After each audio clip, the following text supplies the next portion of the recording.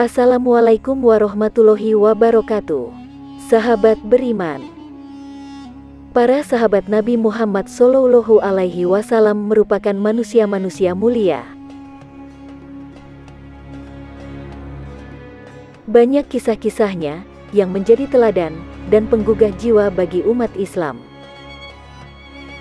Salah satunya adalah kisah sahabat Abu Mihzan As-Saqafi, yang merupakan sahabat Rasul yang sangat gigih dalam memperjuangkan kejayaan Islam.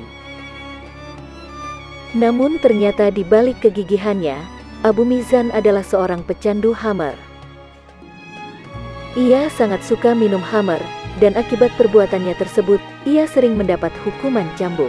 Meskipun ia seorang sahabat Nabi, ia tak lepas dari hukuman tersebut. Bahkan sahabat lain pun sampai bosan karena setiap ada hukuman cambuk pasti ada Abu Mihzan di situ. Dan hukuman tersebut tidak membuat Abu Mihzan jera untuk meninggalkan khamar. Ia terus-menerus mengulangi perbuatan buruknya itu. Ia merasa setelah mendapatkan hukuman syariah di dunia, itu akan menghapuskan dosa yang telah dilakukannya.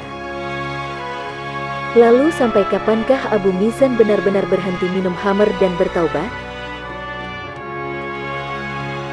Dikisahkan, suatu hari terjadilah perang besar Qadisiyah yang dipimpin oleh Sa'ad bin Abi Waqqas radhiyallahu anhu melawan Persia.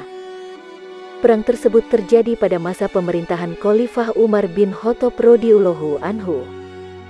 Tak lepas dari peperangan, Abu Mihzan juga ikut andil di dalamnya. Dia tampil gagah berani, bahkan termasuk orang yang paling bersemangat dan banyak membunuh orang kafir pada saat itu. Tetapi pada saat terjadinya perang Qadisiyah, dia dikalahkan oleh hawa nafsunya untuk meminum khamr lagi.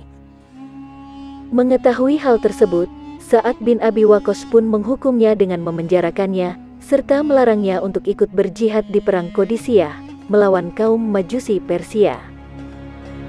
Abu Mihzan pun merasa putus asa dan sedih, karena tidak ikut menjadi seorang prajurit yang memperjuangkan agamanya.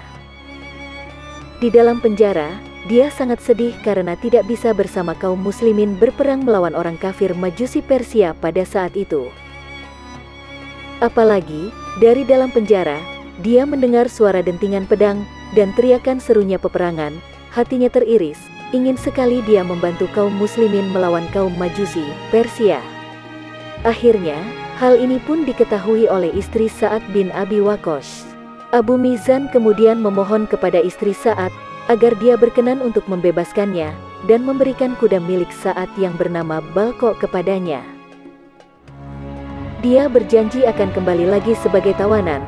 Apabila selamat dalam peperangan tersebut, maka istri Sa'ad pun melepaskannya.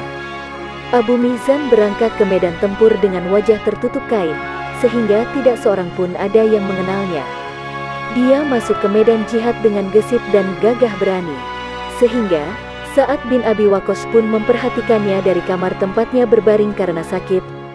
Dan dia takjub kepadanya, dan mengatakan, seandainya aku tidak tahu bahwa Abu Mihzan ada di penjara, maka aku katakan orang itu pastilah Abu Mihzan. Seandainya aku tidak tahu di mana pula si Balqa, maka aku katakan kuda itu adalah Balqa. Sa'ad bin Abi Waqqas pun bertanya kepada istrinya, dan istrinya menceritakan apa yang sebenarnya terjadi pada Abu Mihzan. Sehingga, lahirlah rasa iba dari Sa'ad kepada Abu Mihzan. Perang usai, dan kaum muslimin memenangkan peperangan. Abu Mihzan kembali ke dalam penjara, dan dia sendiri yang memborgol kakinya, sebagaimana janjinya. Sa'ad bin Abi Waqqas radhiyallahu anhu mendatanginya, dan membuka borgol tersebut, lalu berkata, "Kami tidak akan mencambukmu karena khamar selamanya." Abu Mihzan pun menjawab, "Dan aku, demi Allah, tidak akan lagi meminum khamar lagi selamanya." Akhirnya Abu Mihzan pun bertaubat, dan dapat kita ketahui bahwa taubatnya Abu Mihzan saat berada di peperangan dan tidak diizinkan ikut berperang. Hal-hal semacam itu akhirnya kita paham dari kisah Abu Mihzan tersebut. Saat kita lihat orang yang bertaubat kemudian gagal, lalu taubat lagi, gagal lagi, taubat lagi, jangan putus untuk mengajaknya bertaubat walaupun akhirnya kadang-kadang ia balik lagi. Kenapa? Karena akan ada satu waktu manusia itu baru benar-benar meninggalkan dosa. Kegigihan Abu Mizan tidak pernah berputus asa dalam bertaubat dan memerangi keinginan untuk bermaksiat layak kita teladani. Sebab sebanyak apapun dosa yang menggunung tinggi, jika kita bertaubat dan menyesal, niscaya akan Allah terima. Allah tidak hanya mencari manusia yang banyak sholatnya, tetapi Allah juga mencari manusia yang berbuat dosa, tetapi mereka kembali kepada Allah dengan menyesali dosanya. Saudaraku, sangat sulit bagi kita mengikuti dan menyamai seperti Abu Bakar, Umar, Utsman, Ali dan para sahabat Nabi yang mulia, radhiyallahu anhu. Tetapi, paling tidak kita yang penuh maksiat ini masih bisa seperti Abu Mizan. Walau dia pelaku maksiat namun masih memiliki giroh kepada perjuangan agamanya, dan ikut hadir dalam deretan nama-nama pahlawan Islam.